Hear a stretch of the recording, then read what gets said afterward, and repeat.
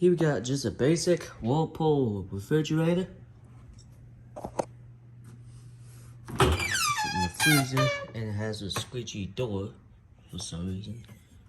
Holy crap, these glass cups has been here. Oh, holy! It's been here for a while. Eating inside of it.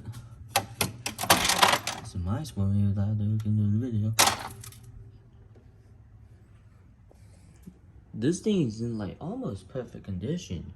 Got some paint chips around, but like just tiny paint chips. Anyway, but that's not just a huge problem. Take a look at the refrigerator and the light. And then the light inside is out. And it's cut off. I don't know why. What in the world here? Light doesn't work. I don't get it. Here's the informations. There's a model number here.